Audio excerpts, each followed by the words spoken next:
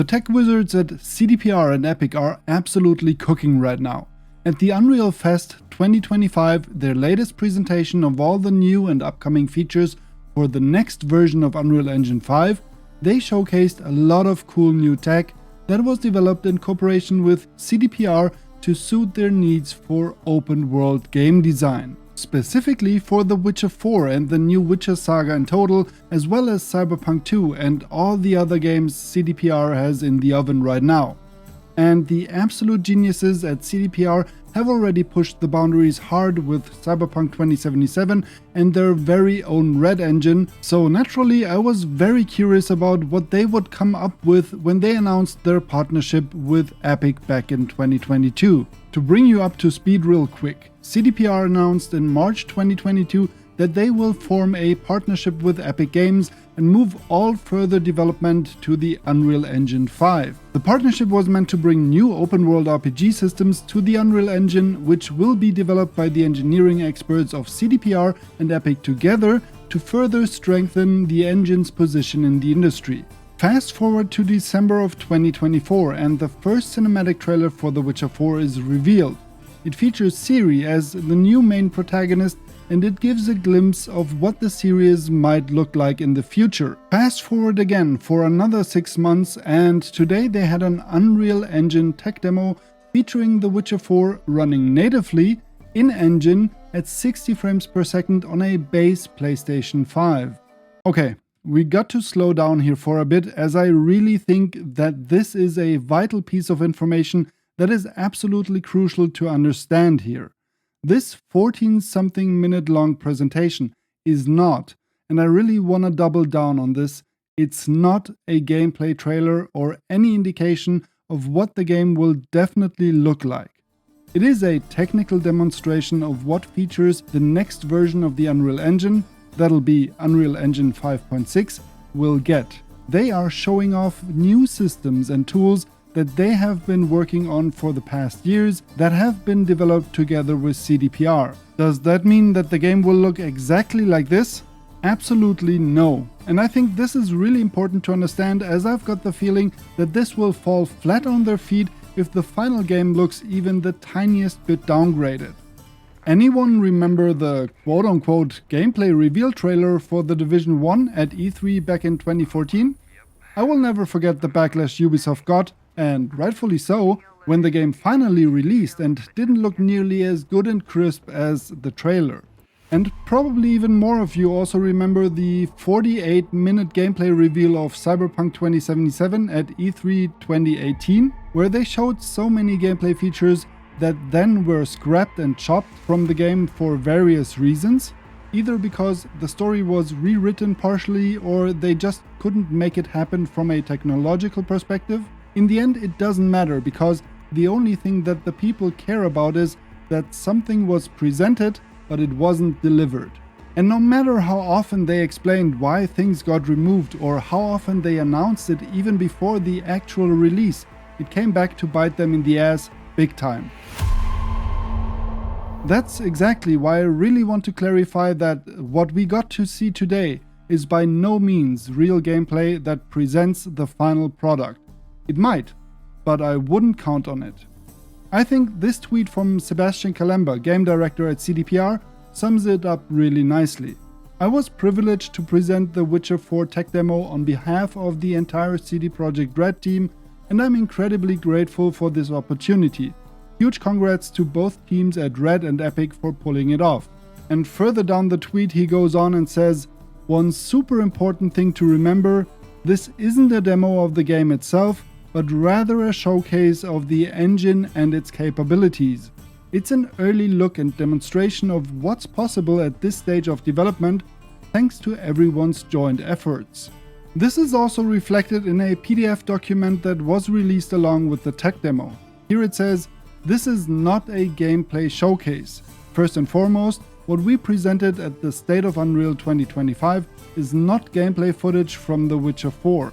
It's a standalone tech demo built to showcase the Unreal Engine 5 features and tools we're using to develop the game's open world. The visuals reflect the direction we're taking with The Witcher 4, but it doesn't fully represent the final game. Production is still underway and we have a great deal of work ahead. That said, our goal is ambitious: to create one of the most visually advanced role-playing games to date. I really wish they had made that much clearer at the start of the tech demo.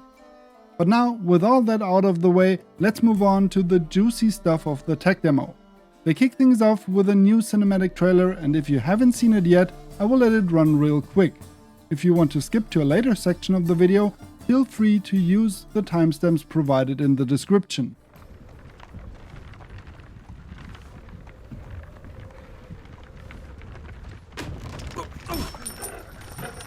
Sleep, is he? The ploughing plonker.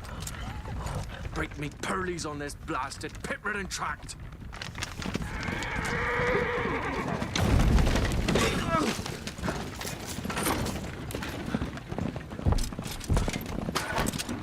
With fear not dry road. Aye, the devil's out here! It's running from!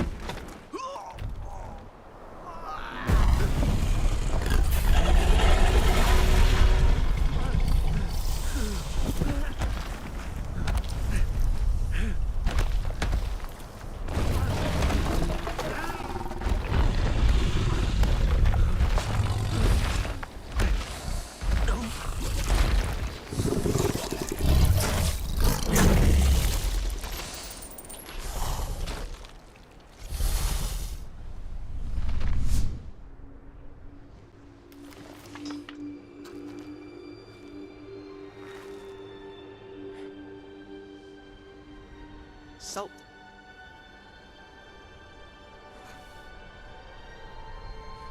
Almost had me fooled, Fruin.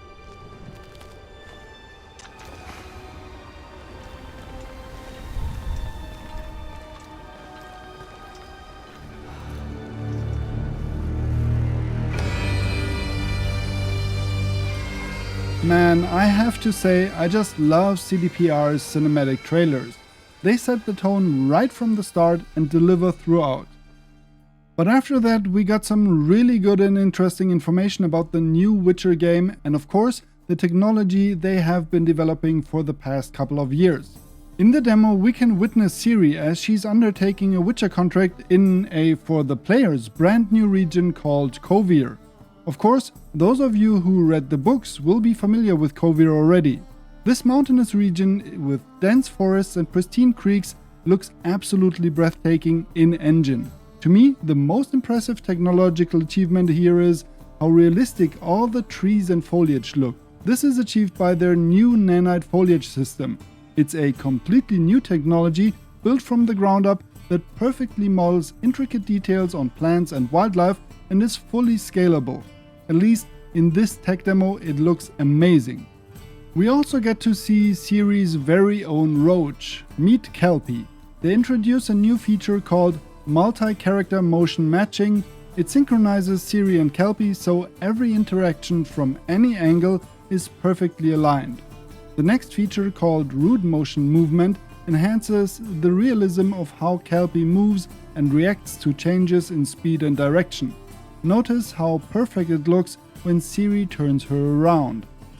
They have also worked on machine learning technology that gives Kelpie realistically moving muscles without impacting the game's performance.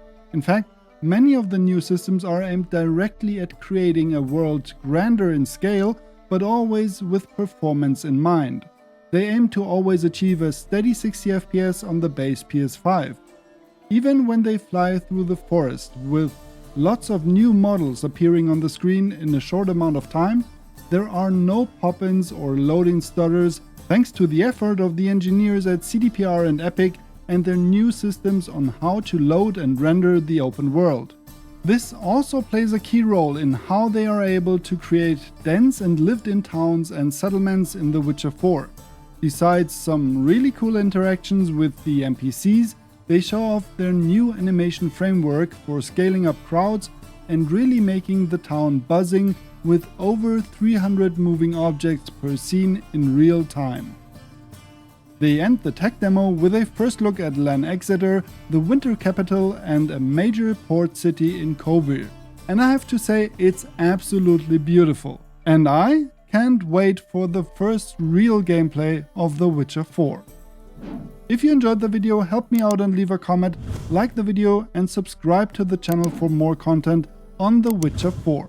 That's it for now. I wish you all an awesome day and I'll catch you in the next one.